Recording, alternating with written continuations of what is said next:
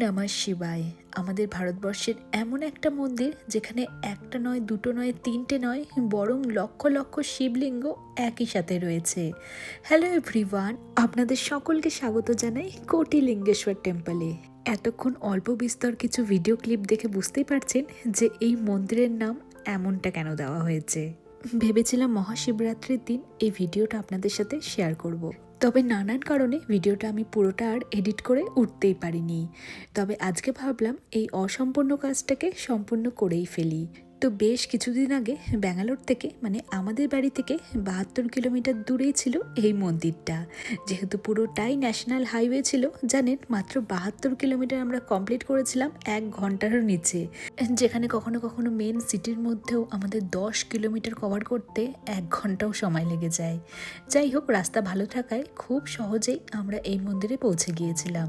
আর এই কোটি লিঙ্গেশ্বর টেম্পল সকাল 7টা থেকে রাত 9:30 অবধি খোলা থাকে। আর এখানে ভেতরে ঢোকার জন্য টিকিট কাটতে হবে। টিকিট মূল্য খুব বেশি নয়, এক একজনের 20 টাকা করে। আর 6 বছরের নিচে বাচ্চারা বিনামূল্যে প্রবেশ করতে পারবে। এবার টিকিট কেটে নিয়ে মন্দিরে ঢুকতেই দেখুন কত কত শিবলিঙ্গ রয়েছে।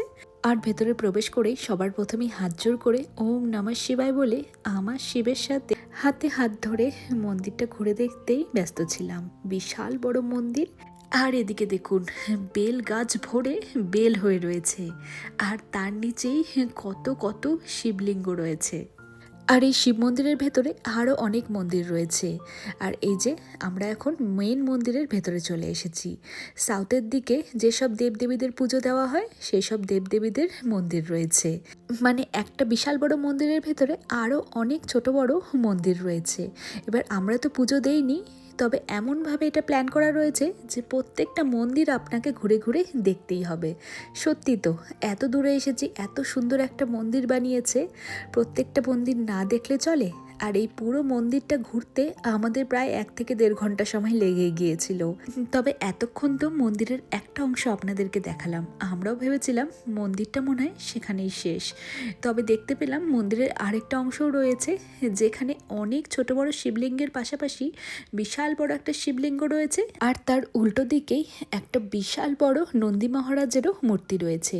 এবার এতক্ষণ যেদিকে ছিলাম সব শিবলিঙ্গকে লোকজন পুজো দিচ্ছিলেন না, হয়তো দেওয়ার নিয়ম নেই। তবে এই সাইডে দেখতে পেলাম বেশিরভাগ শিবলিঙ্গকেই লোকজন ফুল, জল, বেলপাতা, দুধ দিয়ে পুজো দিচ্ছিলেন। আর বেশ কিছু শিবলিঙ্গ অনেকেই দান করেছেন। এই যে টেম্পলটার নাম কোটি লিঙ্গেশ্বর। কোটি কোটি শিবলিঙ্গ এখানে না থাকলেও এখনো অবধি 90 লক্ষটা শিবলিঙ্গ রয়েছে।